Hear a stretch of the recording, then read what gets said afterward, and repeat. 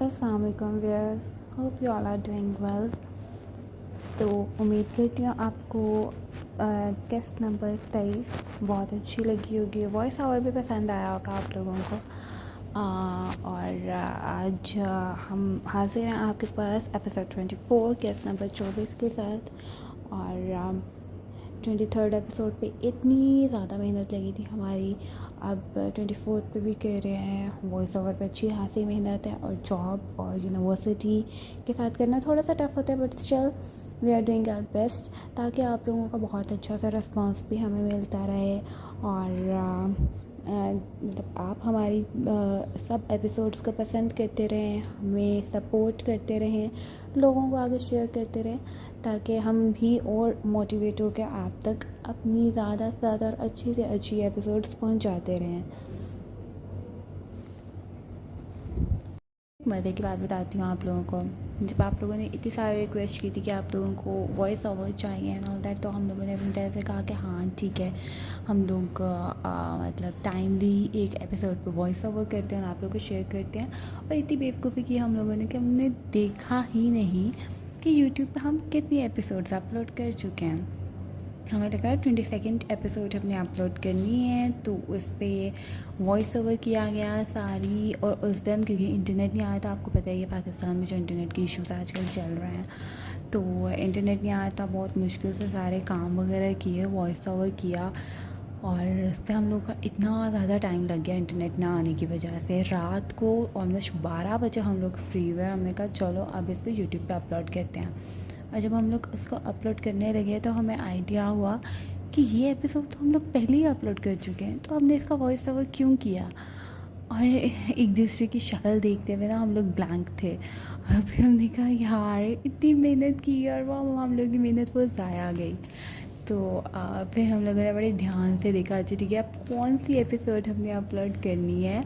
और उस एपिसोड को हमने फिर वो डाउनलोड करके और मतलब उसमें सारे उसके सेगमेंट्स बना के फिर से हमने अपने वॉइस ओवर की सारी चीज़ें फिर से शुरू की। तो it was a hectic day. और फिर अब हम लोगों की यही कोशिश है कि अब हम लोग रेगुलरली आप लोगों को एपिसोड्स देते रहें, ताकि आप लोगों को भी इससे कोई इशू ना हो। और हमें पता है कि पिछले काफ़ी दिनों से क्योंकि रेगुलरली एपिसोड्स नहीं आ रही हैं, तो ऑब्वियसली आप लोग भी डिसहार्ट हुए होंगे, लेकिन फ्रॉम नाउ ऑनवर्ड इंशाल्लाह रोज़ आपके लिए एक एपिसोड आया करेगी और आप लोग उसको पढ़ सकते हैं, और इंशाल्लाह इसमें कोई डिले भी नहीं आएगा। So let's move on to our episode number 24, case number 24, खारे ज़िंदगी, तहरीर आयश मलिक। 2 घंटों से मुबीन अपनी बेटी को छोड़ने को तैयार ही नहीं था। कब से वो इसे गोद में लिए प्यार किए जा रहा था। सोम को अभी थोड़ी देर पहले ही होश आया था। 2-3 मिनट बेटी सोम को दिखाकर वो फिर से वापस इसे अपने पास ले जा चुका था। वो मुस्कुराकर इसे देखी जा रही थी। वो खुद भी बहुत खुश थी, मगर अंदर से कहीं बेसुकून थी। इसकी बेसुकूनी इसकी आंखों से झलकती थी। सोम, ये देखो हमारी बेटी कितनी प्यारी है ना। मुबीन ने उठकर नन्ही परी को सोम की गोद में एक बार फिर दिया था। सोम के कई आंसू बह निकले। इसने झुककर अपनी बेटी को प्यार किया। तुम रो रही हो सोम, ये तो इतनी खुशी का मौका है। सोम कुछ नहीं बोली। मुबीन मुसलसल अपनी बेटी को देख रही थी। इसने बाजू सोम की गिरद फैलाया और एक हाथ से अपनी बेटी के रुखसार को छुआ। तुम कुछ क्यों नहीं बोल रही? इसने सोम का चेहरा सोम की ठोड़ी के नीचे उंगली की मदद से ऊपर उठाकर सोम की आंखों में देखा। इसकी आंखें आंसुओं से भरी थीं। ये ज़िंदगी में कभी कोई खुशी मॉम डैड के बगैर नहीं महसूस की मुबीन। मेरे बहन भाई, भाभियाँ, भतीजे भतीजियाँ सब मेरे आसपास होते थे। कोई भी फंक्शन होता तो वो नॉर्मल रूटीन समझा जाता था, मगर जब सोम से मुताल्लिक कुछ होता جو ڈیڈ سے لے کر 3 سال تک کا بھانجا بھی ایسے خوش اور مگن دکھائی دیتے تھے جیسے کسی محل کی شہزادی کا خاص الخاص پروگرام ہو رہا ہو، چاہے پھر وہ میرا کلاس ٹیسٹ میں لی گئی پوزیشن ہی کیوں نہ سیلیبریٹ کی جا رہی ہو۔ اور اب دیکھیں، پہلے ان کے بغیر میں نے شادی کر لی، تب بھی کوئی نہیں تھا، اور اب ماں بنی ہوں تب بھی اکیلی ہوں۔ مبین نے ایک گہری سانس لی۔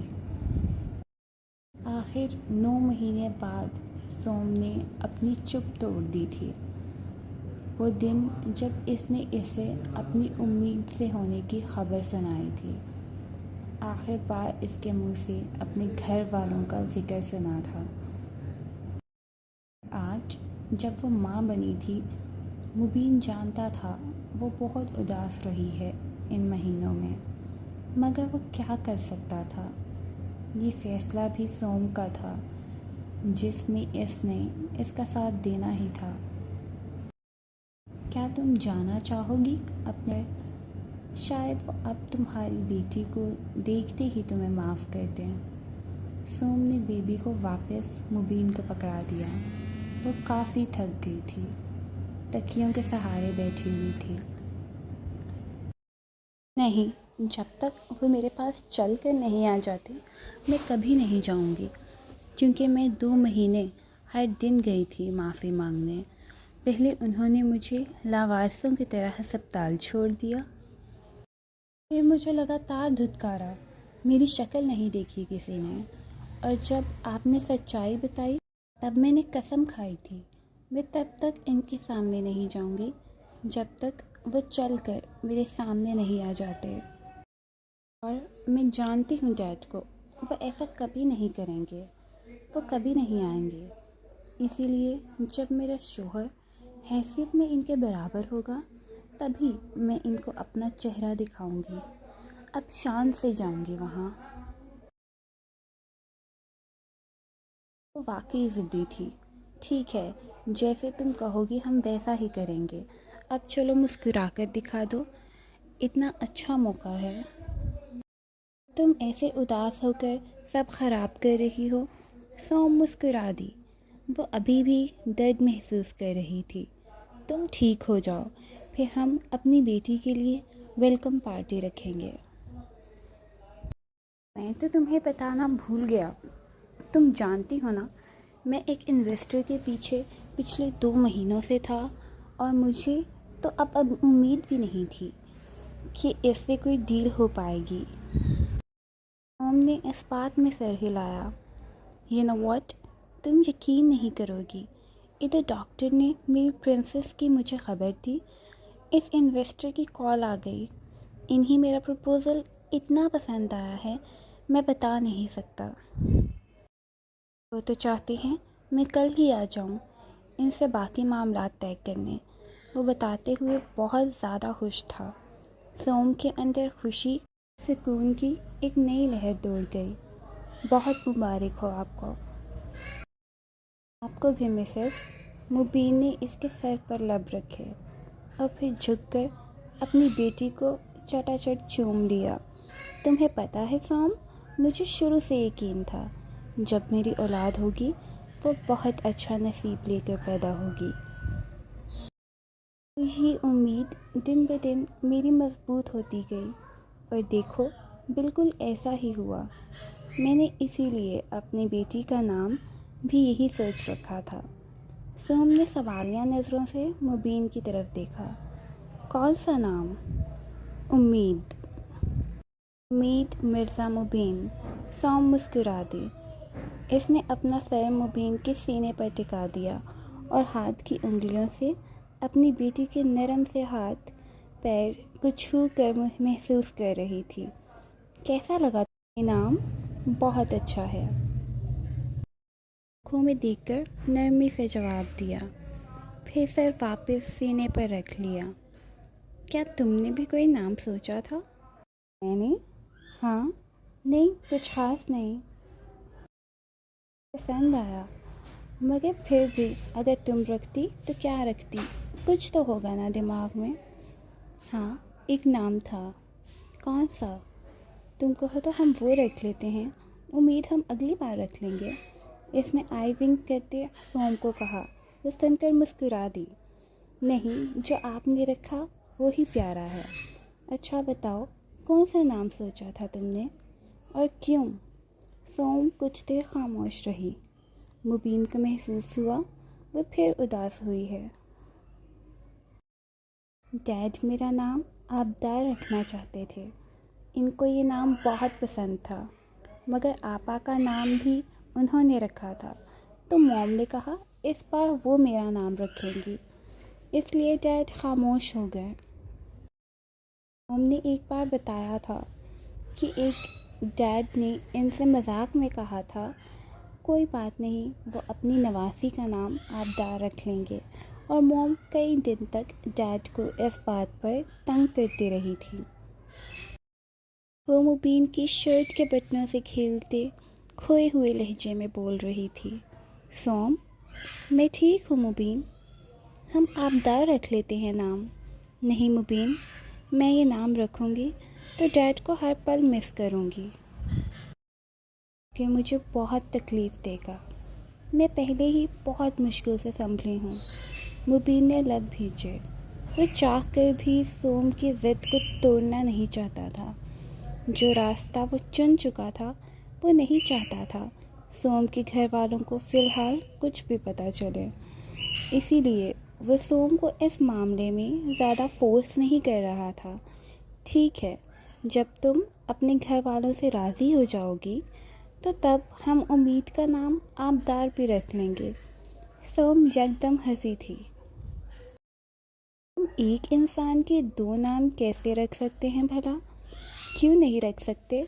جب ہماری بیٹی ننیال میں جایا کرے گی تب اس کا نام آبدار ہو جایا کرے گا، اور جب وہ واپس اپنے گھر آئے گی تو وہ امید ہوا کرے گی ہماری. سوم کی آنکھوں میں کئی آنسو بھر آئے. وہ خود کو جتنا خوش نصیب سمجھتی اتنا کم تھا. اتنا چاہنے والا انسان اگر زندگی میں ہو تو کیا انسان بہت سی کمیوں کے ساتھ جینا نہیں سیکھ لیتا؟ بالکل سیکھ لیتا ہے. اس کی مثال وہ خود تھی. اس نے مشکل سے تھوڑا اوپر اٹھ کر مبین کے ماتھے پر بوسہ لیا. کیا بات ہے بیگم، آج بہت پیار آ رہا ہے. وہ کچھ نہیں بولی، بس مسکرا کر سر واپس مبین کے سینے پر ٹکا دیا. مبین بھی اس کی کیفیت سمجھ رہا تھا، اسی لیے مزید کچھ نہیں بولا. آپ نے بلایا ڈیڈ؟ ہاں، کم آزر.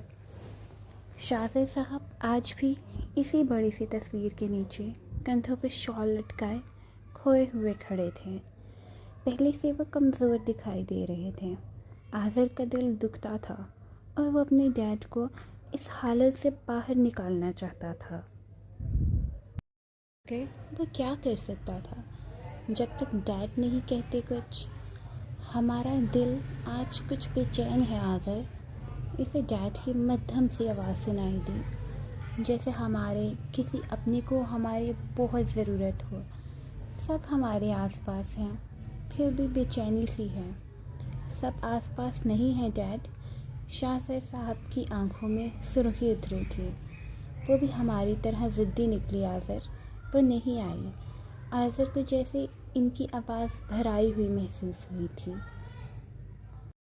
ڈیڈ، جب آپ نے معاف کر دیا تو کیا فرق پڑتا ہے کون پہلے آئے اور جائے.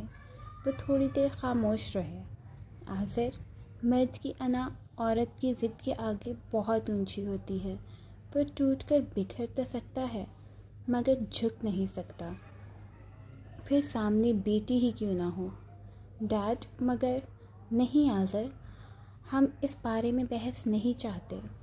ہم نے آپ کو کہا تھا کہ ہم اب سوم کی زندگی میں دخل اندازی نہیں کریں گے اور نہ کوئی ہم میں سے نظر رکھے گا. ڈیڈ، مگر آج میرا دل بہت بے چین ہے آزر. مجھے اس کی خبر لا دو. وہ کیسی ہے؟ وہ ٹھیک تو ہے نا؟ ڈیڈ، آپ خود کیوں نہیں کر لیتے اس کی خبر گیری. نہیں آذر، وہ میری محبوب بیٹی ہے، میں نے ایک قدم بھی اس کی طرف بڑھایا تو میں واپس نہیں پلٹ سکوں گا۔ ایک باپ کا اتنا مان تو رہنے دو کہ اولاد غلطی کرنے کے بعد خود اسے تسلیم کر کے معافی مانگنے۔ آذر کا دل دکھا تھا، اس کے ڈیڈ اس کے ہیرو تھے، مگر آج وہ ایک ہارے ہوئے انسان کی طرح لگ رہے تھے۔ اسے آج سوم پر پہلی دفعہ شدید غصہ آیا تھا۔ اتنا تو تب بھی نہیں آیا تھا جب اس نے سب کو بتائے بغیر نکاح کیا تھا، مگر آج اپنے ڈیڈ کی ایسی حالت دیکھتے اس کا دل نہ چاہتے ہوئے بھی بدظن ہوا تھا۔ اس کے باقی دو بھائی اور بہنیں تو پہلے موم اور ڈیڈ کی حالت کو دیکھتے سوم کی طرف سے کافی بدگمان تھے، مگر وہ پھر بھی ان سب کی طرح دل میں سختی نہیں لا پایا تھا۔ مگر آج اسے محسوس ہوا تھا، اگر اس جیسے نرم دل انسان کو بھی غصہ آ رہا ہے تو اگر باقی گھر والے ڈیڈ کی یہ باتیں سن لیتے تو وہ شاید سوم سے نفرت کر بیٹھتے۔ اس لیے اسے اب یہ باتیں اور ڈیڈ کی حالت کو راز ہی رکھنا تھا۔ پسندیدہ عورت کی دی گئی تکلیف مرد کو آدھا مار دیتی ہے، چاہے پھر ماں کے روپ میں ہو، بہن، اور یا بیٹی یا بیوی۔ آذر نے لمبی سانس لی۔ وہ اور باقی بہن بھائی اپنے بیوی بچوں میں بزی ہو کر آگے بڑھ چکے تھے۔ موم اور ڈیڈ، موم کی حالت تو کسی سے بھی مخفی نہیں تھی، وہ تو اب اکثر بیمار بھی رہنے لگی تھی۔ بزنس کو تو وہ تب ہی چھوڑ چکی تھی جب سوم کو ہسپتال میں اکیلے چھوڑ کر پلٹ آئی تھی۔ ان کے مطابق ایک ہاری ہوئی ماں ایک کامیاب بزنس وومن بن بھی جائے تو وہ کیا حاصل کر لے گی؟ سوم، تم نے قدم اٹھانے سے پہلے ایک بار سوچا ہوتا یا مجھ سے ہی بات کر لی ہوتی۔ میں تو تمہارا دوستوں جیسا بھائی تھا، تم سب کو قائل کرنے کا گن جانتی تھی تو یہ بھی منوا سکتی تھی سب سے آرام سے۔ کاش سوم، کاش تم ایک مرد کی خاطر کئی مردوں کی محبت پر پانی نہ پھیرتی۔ اس نے کہیں لمبی سانسیں لے کر خود کو نارمل کیا۔ ٹھیک ہے ڈیڈ، میں پتہ کروا لوں گا۔ انہوں نے ہاں میں سر ہلایا اور پھر اپنا رخ اسی تصویر کی طرف کر لیا۔ آصف ایک بھرپور نظر ڈالتا واپس چلا آیا۔ سر، مجھے آپ کو کچھ بتانا ہے۔ جی بتائیے۔ ماہم آج ہر طرح سے ذہنی طور پر تیار ہو کر آئی تھی۔ اس کا عقیدہ جو بھی تھا اس نے سر کو بتانے کا فیصلہ کر ہی لیا تھا، کچھ بھی تھا۔ سر اس کو کتنا ناپسند کر لیں، مگر ایک ٹیچر اسٹوڈنٹ کے راز رکھتا ہے، وہ جانتی تھی۔ اسی لیے وہ بار بار بھاگنے کے بجائے وہ کھلے الفاظ میں سب بتا کر ہیلپ لینا چاہتی تھی اور اپنے بہت سے سوالوں کے جواب جاننا چاہتی تھی۔ شاید سر ہی اسی سوالوں کے دلدل سے نکال سکتے تھے۔ ان کو پتہ تو ہو کہ وہ کیوں نہیں کر پائی یہ اسائنمنٹ۔ ہاتھوں کی انگلیاں مروڑتی وہ بہت نروس ہو رہی تھی۔ آ تو گئی تھی مگر بولے کیا؟ آنکھوں کو بند کر کے لمبی سانس کر کے خود کو نارمل کرتی وہ گویا ہوئی۔ سر سکندر تفصیل سے اس کی گھبراہٹ محسوس کر رہے تھے۔ ایکچولی سر، آپ نے کہا تھا نا کہ ہمیں پہلے خود اپنے عقیدے کے بارے میں پتہ ہونا چاہیے کہ ہم کیا مانتے ہیں اور کیا نہیں، پھر ہی ہم ایک کلیئر پکچر کے ساتھ سوالوں کے جواب ڈھونڈ سکتے ہیں۔ یس، بالکل یہی میرا مطلب تھا۔ تو پھر بتائیے کیا جواب ملا آپ کو آپ کے سوالوں کا؟ ایکچولی سر، میرا ماننا ہے کہ حضرت محمد صلی اللہ علیہ وآلہ وسلم آخری نبی نہیں ہیں۔ وہ ایک ہی سانس میں سب بول گئی۔ سر سکندر جو آرام سے اس کی بات سن رہے تھے، یکدم ان کا چہرہ سپاٹ ہوا تھا۔ کہ ماہم کو واضح محسوس ہوا تھا۔ اس کا دل ڈر اور خوف کے احساس سے دھڑکا تھا۔ آپ ہوش میں تو ہیں نا مس؟ کہ جو آپ نے بکواس کی ہے اس کا مطلب وہی ہے جو میں نے سمجھا؟ کیا سمجھا آپ نے؟ اس نے معصومیت سے آنکھیں اٹھا کر سوال پوچھا۔ وہ نہیں جانتی تھی کہ بات بتانے کے چکر میں وہ غلط الفاظ استعمال کر بیٹھی ہے۔ وہ یہ بات کسی اور طریقے سے اچھے سے کر سکتی تھی، مگر تب نہ جب وہ خود بیسک کے علاوہ کچھ جانتی ہوتی۔ اس کی اس سوال اور بناوٹی معصومیت پر سکندر کو شدید غصہ آیا تھا۔ ایک تو اتنی بڑی بات کہہ کر آگے سے پوچھ بھی رہی ہے، کیا سمجھا؟ اٹھو۔ جی؟ میں نے کہا مس ماہم اٹھیے۔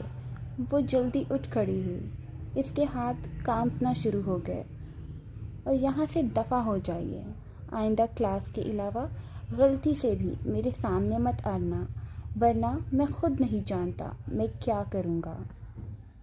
ماہم تھر تھر کانپ رہی تھی۔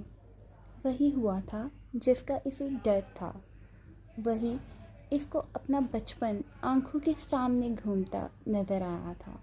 مگر سر، میں نے کہا گیٹ آؤٹ، سنا نہیں تم نے؟ آواز بہت اونچی ہو چکی تھی۔ اس کے نہ رکنے والے آنسو بہہ نکلے۔ وہ اپنا بیگ اٹھاتی بھاگتے ہوئے آفس سے نکل گئی۔